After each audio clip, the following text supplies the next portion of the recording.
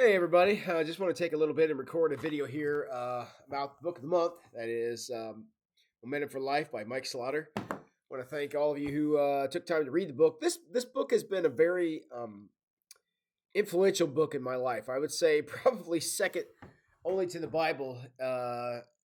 This book has really influenced me a lot. When this book originally came out back in 2005, and which 21 years ago, um, I was in a very different place in life. I was the pastor in Marseilles, near Upper Sandusky, and had made a series of mistakes, we'll say, and got to a place in life that I was unhappy and needed some help. And I got this book while I was at annual conference when we were in the United Methodist Church, and obviously Mike Slaughter was a pastor in our conference, and his book was on sale there, and I picked up a copy of it. I always bought myself a book every year at annual conference and read it. And this book changed my perspective on how I did ministry. The guy you know today is very much different than the guy I was when I first bought this book because some of the principles that I got out of here. Now, I'm going to tell you right now, there's nothing groundbreaking in this book. There's nothing, I've read this book through probably a dozen times. I've never read anything and been like, I never thought about that. I mean, even the first time, it's not exactly groundbreaking, but the thing is, sometimes when you read something and it's very obvious, you're kind of ashamed of yourself for not realizing in the first place. And that's kind of where I was. At the time of reading that book, I weighed probably 350 pounds. Uh, yeah, at least that, maybe more at that point. And I decided I needed to do something. So I started the process to have what was called at that time bariatric surgery. I don't even know if they do that anymore. And I had surgery. I went through all the stuff, all the pre-surgery stuff you had to go through, the psych evaluation and a whole bunch of other stuff, and got through it in less than a year, which at that time was light speed. Had the surgery in December of 2005, and have literally never been the same since. I lost 100 and oh gosh, 130 some pounds. I weigh now somewhere in the 205, 206, somewhere in there, and that's close to 150 pounds actually. So I lost a lot of who I was because I knew that the ride I was going on wasn't good. My health was bad, my ministry was bad, my effectiveness was bad, and I knew that. And I decided instead of whining about it or complaining about it, I decided to do something about it based on what I read in this book. So I want to go over some of the principles and things in the book. Again, nothing groundbreaking here. It's pretty straightforward stuff. But all along, what I want to do is I want to encourage you to make some of these changes from the drive format. Take one of the letters of this acronym and work on it, and I mean, legitimately try to improve your life based on the principles that are there. So, uh, the concept that he talks about in the opening, where he says God can't steer a parked car, that is literally where I was in 2005. I mean, parked probably wasn't even right. I was kind of stationary and stuck in a place, and had no momentum because I wasn't moving, and my career stalled out. My life really had stalled out at that point. So, looking for something to improve things and make things better, and this is the way I did it. So, in the principles that Mike talks about, chapter one on D in the acronym DRIVE is devotion, and obviously in this case we're talking about devotion to God. Devotion is what fuels belief, is what he talks about. How it's how you practice it, how you show the world what it is that you believe is based on what you're willing to do about it, and how devoted you are to it. And you see this in many areas of life now. People who are dedicated to their kids, or dedicated to their family, or dedicated to their job, or dedicated to a sports team they're a fan of, or dedicated to some hobby or recreation they like, or whatever it is. We see this practice and working all the time, and because what you worship is essentially what drives you. So if you don't worship anything, you end up being in a place where there's no drive to do anything. There's no encouragement to get out there and change the world, and you have to have something you're focusing your life on in order to move in that direction. So that's what he talks about. Now, one of the points that he makes in this chapter is he talks about a meeting he had with young pastors, and that meeting he had at Gainsburg was in the original sanctuary of Gainsburg. And there were a series of meetings, and I have to be honest with you, I was invited to some of those. I was at some of those meetings where these things were being discussed at that time, and what was kind of the emerging trends and all this stuff in the church. And I remember being a part of that conversation back when I was, a valuable part of the UMC, I guess. And so it's funny, have him write about it in there. And I was at some of those meetings, and I was in some of those conversations, which was kind of a trip to read about in there. But the part of this that he talks about, though, is sometimes we think, well, if we're going to follow God, everything's going to be this kind of this narrow, straight path paved before us. It's all going to be downhill. Everything's going to be great. But then he says, yeah, it's not really how the Bible presents it. In fact, one of the good Lord's very first followers was a guy named Jacob. And Jacob in the Old Testament got his name changed. And his name was changed from Jacob to Israel. And if you know what the term Israel means, it means struggle with God. That doesn't necessarily denote an easy journey or an easy path. That to me says it's not going to be easy, and you're going to have to work for it, and you're going to have to be dedicated, and you're going to have to get over things, and you're going to have to learn stuff, and you're going to have to grow, and you're going to have to get stronger. Your skills are going to have to increase because we're in a journey toward a goal, and the farther along you get, the steeper the road can be. And any of you who've had any experience at literally anything in life, you know that's true. So if we want to be able to make our life go somewhere, then we have to have the devotion to get through it. And that means, sometimes some things are not going to work out. You're not going to be happy with how things are going. You're going to struggle. And that often inspires us to quit and give up. I mean, we've all given up on something at some point. And what Mike is trying to get us to see is giving up may not always be the right thing to do. And there may be a time when we're going to have to persevere and get through. And he's very much pushing the idea that sometimes we have to persevere and learn and grow and get better because that's the only way you're going to progress toward your goal. And in this case, if our devotion is to God, then that's the direction we're going. We want to get closer to God. That's kind of where I was in 2005. I knew I kind of stalled out on the course I was on, and I needed some kind of challenge to help me with that. And, trying to overcome some of my physical limitations was a way that I went about doing that. Now, one of the ways that we progress along life's road is in chapter 2, he talks about readiness for learning. That's a big challenge because how often can you say, yes, I'm ready to learn? Because normally that means you're about to encounter some adversity or some kind of learning experience. And, there's a lot of things in there that a lot of things in life that we need to take seriously because we need to learn from them. And one of the things he talks about in this chapter, which I found to be very interesting, is this concept he talks about creative work. Now, creative can mean two different things. Creative can mean it's artsy or it's original or it's some kind of unique experience that we're having. That's possible. But creative can also mean I'm doing something and I'm going to have something to show for it because I created it. Again, you may not have made all the elements that went into it, but you are a part of, taking something and forming it into something great. All too often, we're just, running on a treadmill, for lack of a better term. We're not necessarily creative in anything. We're just kind of running the standard thing. We're not challenging ourselves. We're not growing. We're not trying to get outside the box. We're not, going to do anything new. We're essentially satisfied to get what we've always got because we don't want to do something we've never done. And that leads to stagnation at that light speed, and definitely not the way we want to go. So in these challenges and in these times, we need to take very seriously what we have been called to do because God gave us a mission he wants us to accomplish. And if we're just going to let that go or not pursue it with reckless abandon, probably not going to get there. And that may require us to learn. It will require us to grow. It will require us to acquire new skills, new abilities, things we can do. And to not do those things means you're just going to stay where you are. And there's nothing exciting about that.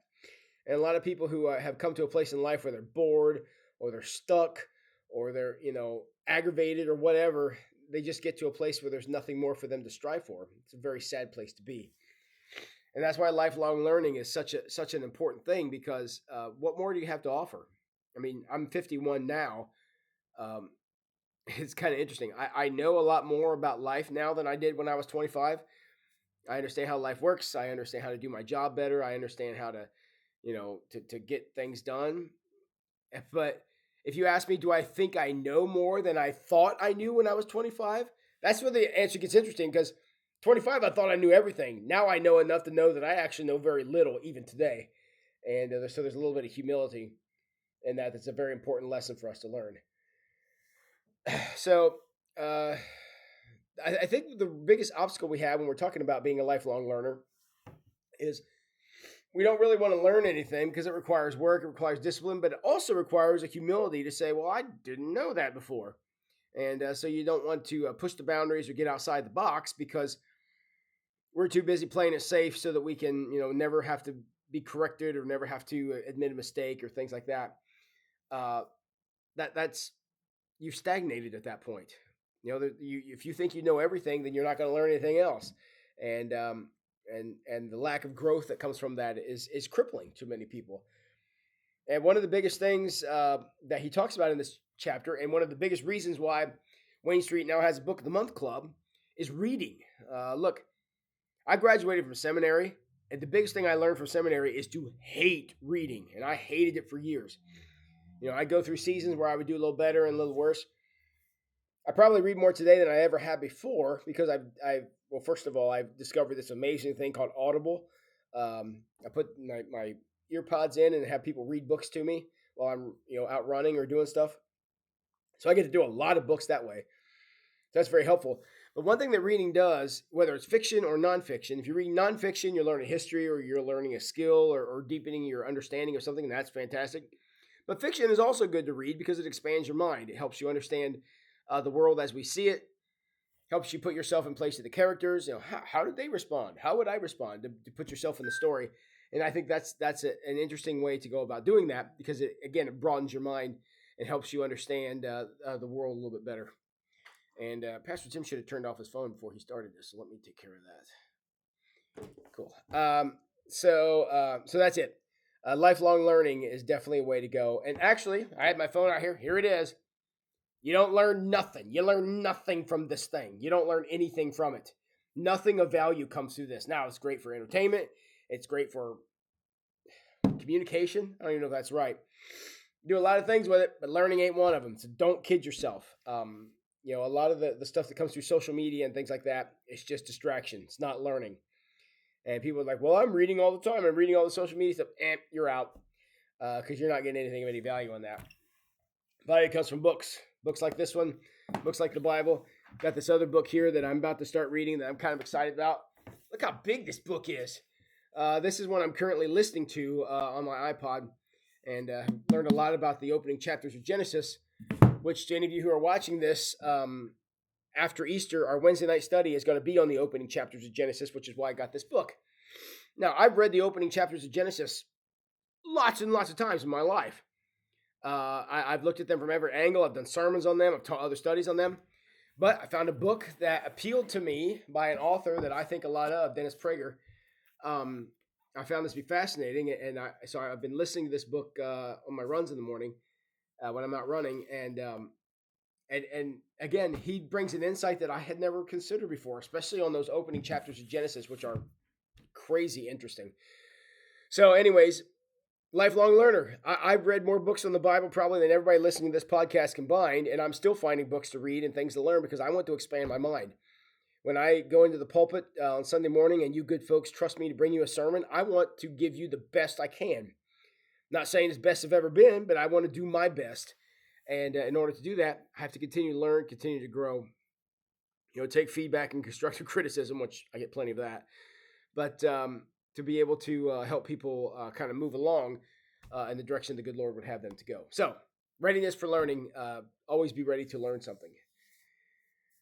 All right, next, chapter 3, he kind of changes course a little bit. He goes on to investing in key relationships. I'm not going to say too much about this one because it's pretty self-explanatory. Key relationships the definition of that changes depending on the context you're talking about. Your number one key relationships is your family. Again, goes without saying. But in your job and in other organizations you may be a part of, there are other people who are going to be key to success in that organization.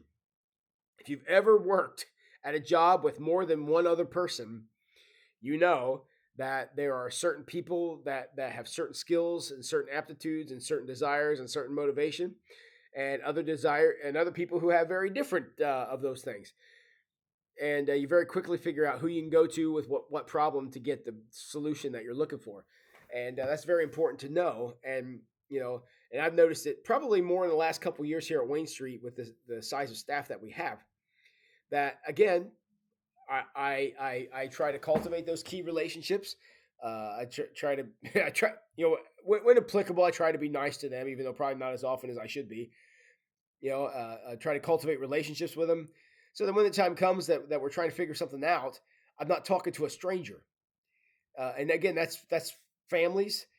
Bonding is important, and connection and relationship is important, because when the time comes that you're under challenge, you don't want to suddenly think, "Dang, I wish I'd have gotten to know these people before this happened."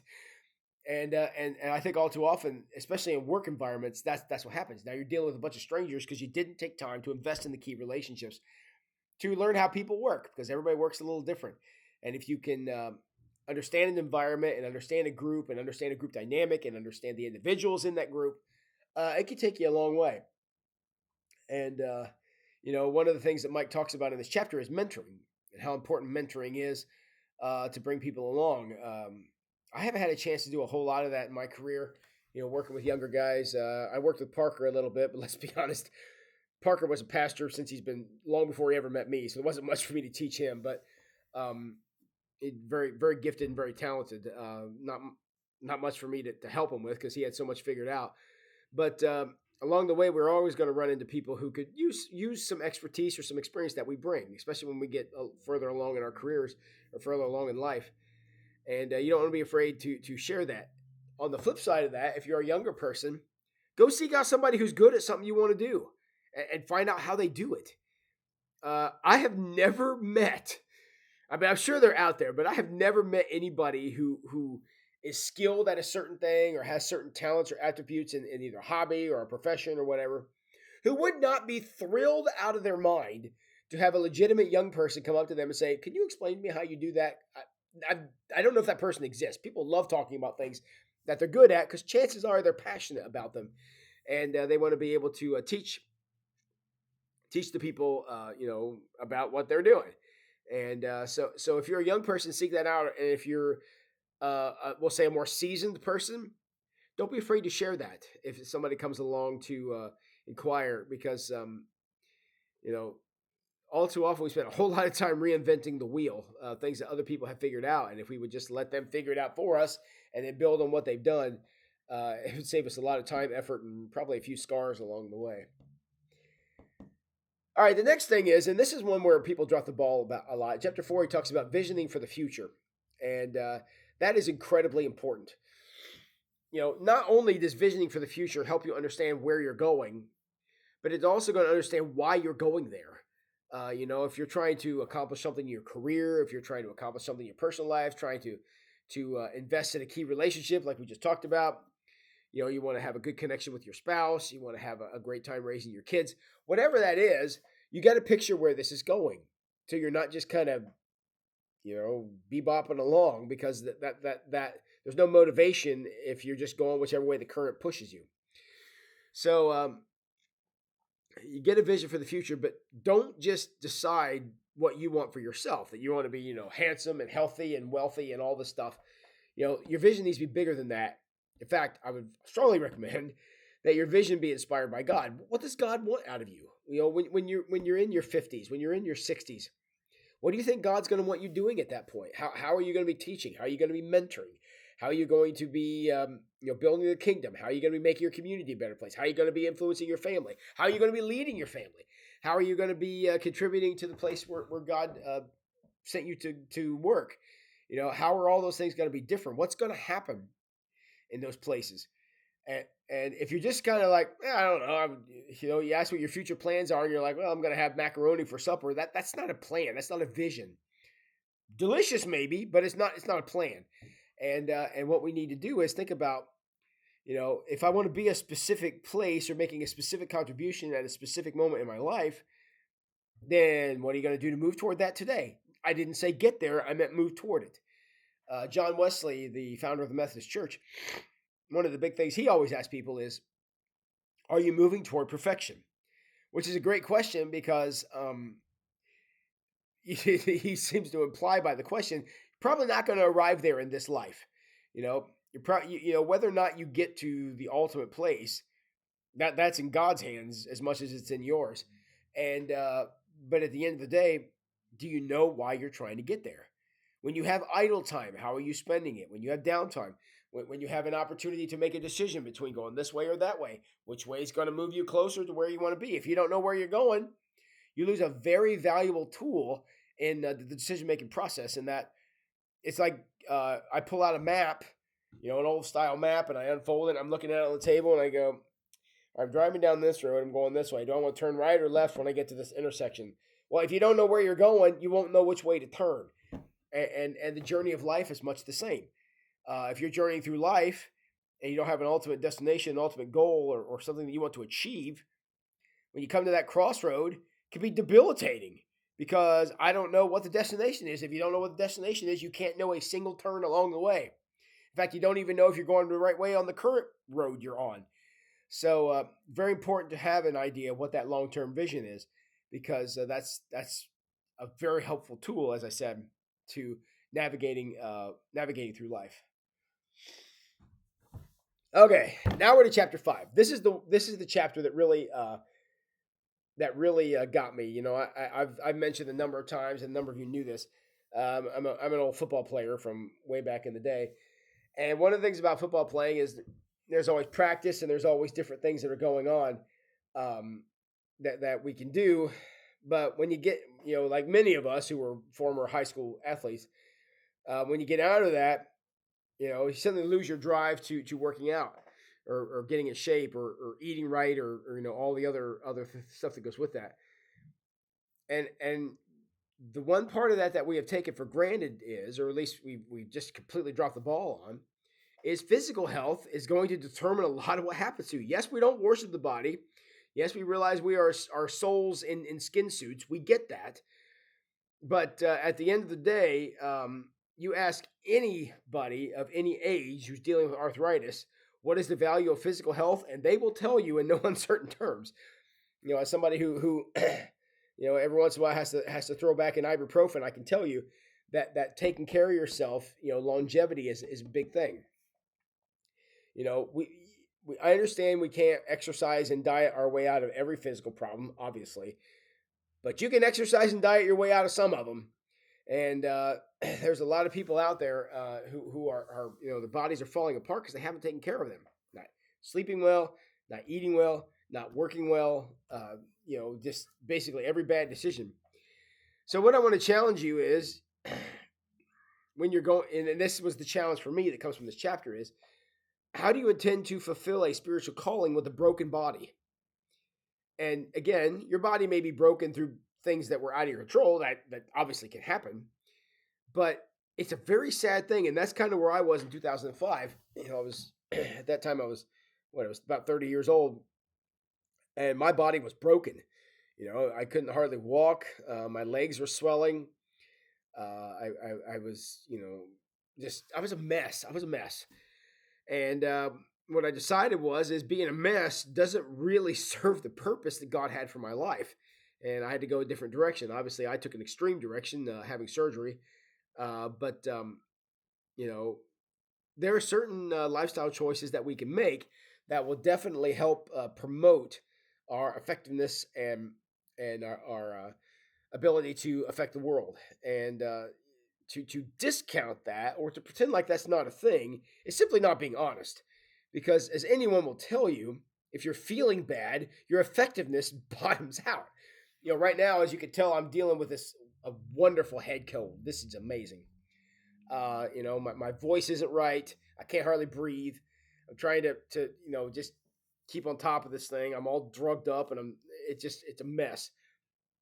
This podcast probably would have even been better if I hadn't been sick. Now you can say, well, people get head colds and things and can't help that. True, but it does serve to illustrate the point that when you're not at doing well physically, everything else is going to follow that. So to make all the good choices you can about taking care of your body, again, through sleep, through diet, through exercise, through your stress management, again, the whole gamut of things, and there's plenty of information out there about it. You should take those things because those are things that are definitely within your control. Now, I totally get it. You can't diet and exercise your way out of every problem. Again, I said that. But you can definitely tip the odds in your favor. And it's something that we all ought to take advantage of. That's what I finally decided to do back in 2005 with having the surgery is, to do that. And I can tell you, especially today at 51 years old, if I was carrying around an extra 150 pounds like I was in those days, that would greatly diminish what I was able to do now. Now, again, I sincerely doubt I would ever even came to be the pastor in St. Mary's in that condition because I would never have been able to keep up with the pace of life here because I was struggling to keep up with the pace of life even when I was 30. So I made some decisions, and I'll tell you, there's been some challenges. You all know I dealt with it. Some of you know I dealt with adhesions back in 2020, and I also had another bout of adhesions back in when was that 2011, I think it was. So I've had that twice. I've now kind of pinpointed what causes them and what to do to prevent them, and thank you to all of you who helped me with that. But um, it's the idea that my capacity today is better. I'm in better shape today than I was when I was 30, and I'm 51 years old because of some of the choices that I made back in the day. So take that seriously. I'm not saying that you should, fast for spiritual reasons when you're actually fasting to drop a few pounds. Don't mix and match that way. But the idea of taking care of your body and exercising and eating well and stuff, don't discount that as some kind of fad. I mean, don't do a fad diet because that's stupid. But don't discount that as some kind of new age weird Gen Z thing. Look at that as the fact that you can maximize what you can do through your physical body, and don't limit yourself because of your bad choices around that. Even to this day, when my physical choices are far better than what they were in 2005, I can still make bad choices. I still get a hold of some sugar sometimes. It just wipes me out, and it's just at the end of the day, it ends up being not worth it. And so just maximize what you have by taking care of what you got, and that's kind of what the point Mike was making here in chapter 5. All right, so kind of to the conclusion section of this, where he kind of talks about a few closing thoughts there. Just want to encourage you to understand that God gave you life for a reason. God put you where you are today for a reason. All the circumstances you find yourself in, even if there's some of them you got to through less than ideal circumstances, you are where you are, and God always asks us to bloom where we're planted, and so that's what I encourage you to do. Take what you've got. Again, perhaps it's not as great as you wished it was, but take what you've got and make the most of it, and enjoy the good work that God wants to do through you by maximizing what you're able to do by taking seriously some of the pieces. So let me run through these quickly. The acronym is DRIVE. It's devotion to God, readiness for lifelong learning, investing in key relationships, visioning for the future, and eating and exercise for life. If you're willing to do those things, you can maximize what God gave you, and what more could he ask for? So thank you for taking this journey with me. I do want to do a quick commercial for the next round. We'll be reading A Nefarious Plot by Steve Deese. That will be our book for March. Again, pretty easy read. If you've ever read the Screwtape Letters, it's basically a modern version of the Screwtape Letters. And I don't want to give away too much. It's a very fascinating read. If you've seen the movie Nefarious, nothing has been given away. The stuff that's in the book there's some themes that come back, but the movie is an explanation of how the book was written. Where did the book come from in kind of the world of the movie. So that's what it is. So if you've watched the movie, there's still some content in the book that will be new to you. And if you haven't seen the movie at all, that's irrelevant. You can read the book and get just as much out of it. So again, called Nefarious Plot by Steve Deese. Highly recommend that to you, and we will have a video next month, kind of taking down my thoughts of it. So, thank you so much for joining me here. Whether you watched it on the Thursday night I posted it or watched it later, that's fine. But appreciate you all. Love you a lot. Do not catch a head cold; they're horrible. And hopefully next month I'll be without it. So, you guys go wash your hands, stay healthy, and continue to grow the kingdom. That's why we're here.